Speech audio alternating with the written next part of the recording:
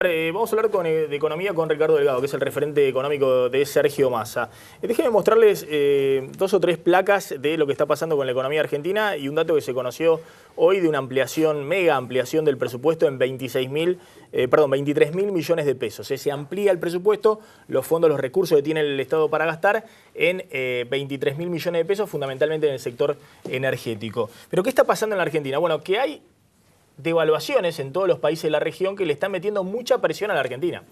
Esta es la placa de las devaluaciones que han aplicado en lo que va de este año nuestros vecinos. Está a la cabeza Brasil, que ya devaluó 17% en lo que va del año. Hoy estaba el dólar en Brasil a 2,40 reales. En algún momento, a principio del año pasado, llegó a estar a 1,60. Hoy está a 2,40 y hay quienes dicen que sigue para arriba. 17% de aumento del dólar en Brasil de lo que va del año.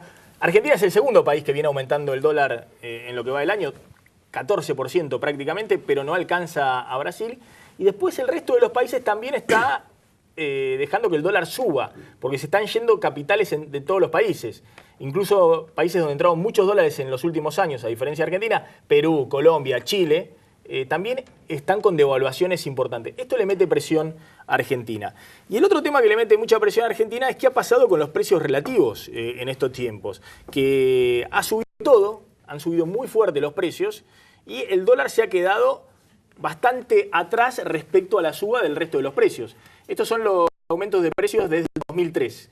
Bueno, 400% de aumento del precio de las viviendas, la leche 430% de aumento, el pan 370% de aumento, la inflación promedio más del 300% y el dólar oficial 73% de aumento solo. Es decir, aumentaron todos los precios y quedó barato el dólar. ¿Cuáles son otros precios que no aumentaron o que aumentaron menos, mucho menos incluso que el resto de la inflación y que el dólar? Bueno, los trenes, los colectivos, tarifas subsidiadas por el Estado que pone tiki-taka miles de millones de pesos. Esto cuesta, no es gratis. También aumentan los costos en esos sectores. Lo que pasa es que lo pagamos todos con los subsidios económicos a la energía y al transporte. Pero aumentaron menos los precios. Y la tarifa eléctrica residencial en la ciudad de Buenos Aires. 0% de aumento. Cuando tenés una inflación del 300% y hay precios de insumos esenciales como la leche que aumentaron 430% en estos años. Entonces, ¿cómo se paga esto? ¿Cómo se paga el tema de que los trenes, que los colectivos hayan aumentado menos, incluso que el dólar, muchísimo menos que la inflación? En el área metropolitana, Capital y Gran Buenos Aires. En el resto del país no es así. Así es. La factura promedio de electricidad en la Ciudad de Buenos Aires es 20 pesos. En Rosario es 120 pesos, la misma familia. Bueno, ¿cómo se explica? Por el aumento descomunal de los subsidios económicos. Y este es el dato de hoy. Hoy aumentaron 23 mil millones de pesos el presupuesto fundamentalmente para el sector energético, porque se le acabaron los subsidios que tenían presupuestado para todo este año. Subsidios energéticos en solo 6 meses, 35 mil millones de pesos. Son 3 años de asignación universal por hijo y se la comió el sector energético en solo 6 meses. 62% de aumento en lo que va del año. Y estas dos empresas, Camesa, que es la que reparte subsidios en el sector eléctrico, y Enarsa, la que compra el gas de Bolivia o el que se importa desde Venezuela, viene con el presupuesto desbordado. Aumentaron 69% sus gastos en 6 meses y en el caso de Enarsa, 73% el presupuesto. 17 mil millones de pesos gastó Camesa en 6 meses, la que distribuye los subsidios eléctricos. Y Enarsa, 12 mil millones de pesos. En solo 6 meses, estas dos empresas se comieron el presupuesto que tenían para todo el año. Camesa gastó prácticamente el 99% de su presupuesto y Enarsa casi el 90% en 6 meses del presupuesto que había para todo el año. Por eso hoy hay un decreto firmado por la presidenta que amplía en 23 mil millones de pesos el presupuesto. Hace falta poner guita. Se acabó. No hay más guita acá de lo que estaba presupuestado. Bueno, la guita va fundamentalmente a Camesa y a Enarsa, estos subsidios. ¿Y cómo se financia? Con transferencia del Banco Central. Rentas extraordinarias del Banco Central, es decir, maquinita, pesos que se emiten y que se transfieren a estas empresas para pagar los subsidios energéticos. Fíjense lo que pasa con los subsidios, vistos en perspectiva, con los de energía y lo que ha pasado con el transporte. Y después vamos a hablar algo del transporte, porque mañana puede haber noticias importantes en el tema transporte y en particular los trenes. Bueno, 62% de aumento en 6 meses, les decía, de los subsidios energéticos. El transporte, Randazzo ha hecho un ajuste acá. Al aumentar tarifas de trenes y colectivos este año, se ahorró 12% de subsidio. Son unos 3.000 millones de pesos que se ahorraron. Es decir, en el caso de transporte, por lo menos se le puso un freno, un tope a los subsidios. En el caso de energía, no, está totalmente desbocado. Y tanto es así que hoy estos subsidios económicos, que insisto, están concentrados en Capital y Gran Buenos Aires, hay que en algún momento replantearse por qué acá sí y en el resto del país no, hoy son la principal preocupación económica del equipo económico y de los que lo miran desde afuera, los que miran, dicen, la herencia que va a quedar en el 2015. ¿Por qué? Porque hoy superan ampliamente a los subsidios sociales. Hoy los subsidios sociales no son un problema visto a futuro, el problema está acá. Veamos la comparación. Subsidios económicos versus subsidios sociales. En 6 meses, los subsidios económicos fueron 54.000 millones de pesos. Los sociales, todos. Asignación universal por hijo, Argentina Trabaja, los planes del Ministerio de Desarrollo Social, planes de vivienda, todo, 29.000 millones. Es decir, los subsidios económicos, subsidios energéticos fundamentalmente, a las empresas casi duplican a los subsidios sociales. Y después hay algunos políticos que no miran estos números y se quejan. Dicen, la asignación universal por hijo, los planes de vivienda, los planes sociales. No, esos no son los problemas del presupuesto. El problema es este, que es infinanciable. ¿Qué se hace con estos subsidios?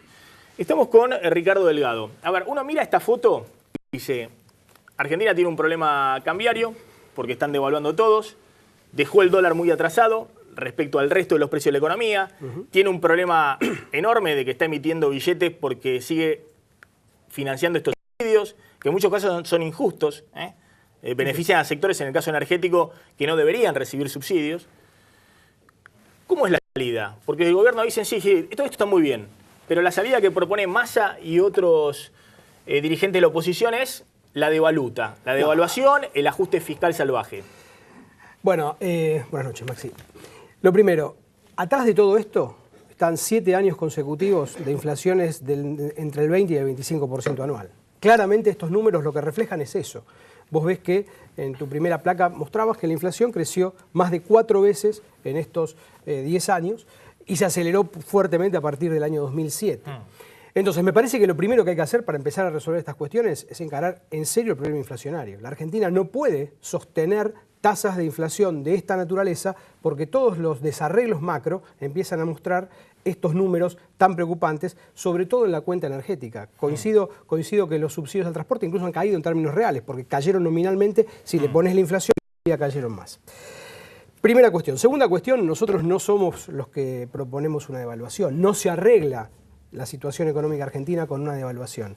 Y la verdad que si vos mirás los números de las devaluaciones en los últimos meses, si esa columna que vos mostrabas antes... La primera placa, la podemos poner. La primera placa, ponés... Argentina está devaluando. Argentina está devaluando, pero si vos ponés julio y agosto, Argentina ya está devaluando al 30%. Este número, este 13% que devaluó Argentina entre enero y agosto, si uno mira los 2 últimos meses, julio y agosto... Se aceleró mucho la tasa de devaluación. La devaluación. ¿Qué pasa? Está devaluando Brasil.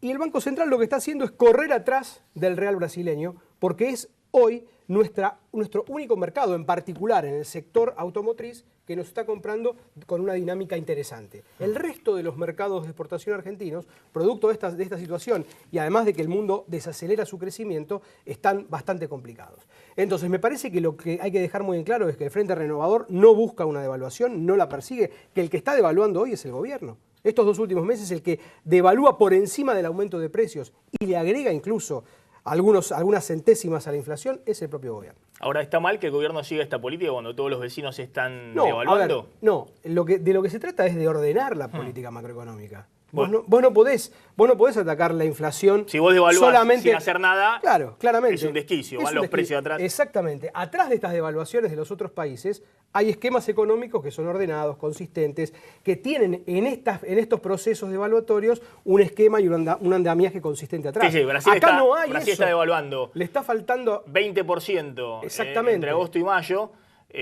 Pero, claro, tiene 6% de inflación anual. Tiene 6% de inflación anual. Obviamente, ese 6% se le va a complicar con estas tasas de devaluación. Evidentemente... Va a ir la inflación de alimentos sobre todo. Va a ir la inflación de alimentos más arriba. Pero, digamos, son órdenes de magnitud absolutamente diferentes los que tiene Brasil y los que tiene Argentina. Me parece que hay que dejar muy en claro que el problema detrás de todos estos números, de la devaluación nominal, de los subsidios a la energía, de los subsidios al transporte y a los sectores sociales que son los más postergados, está justamente en que no hay un programa económico consistente que ataque la inflación. Ahora, como ¿usted en el principal equipo de problema. Massa propone o no recortar subsidios? Nosotros estamos trabajando sobre un esquema económico, digamos, que plantea la integralidad del problema. La discusión de los subsidios es una discusión que hay que dar. No nos parece justo que los sectores más acomodados de la Ciudad de Buenos Aires y del Gran Buenos Aires estén recibiendo subsidios como los que reciben hoy. Pero claramente hay que hacerlo de manera gradual.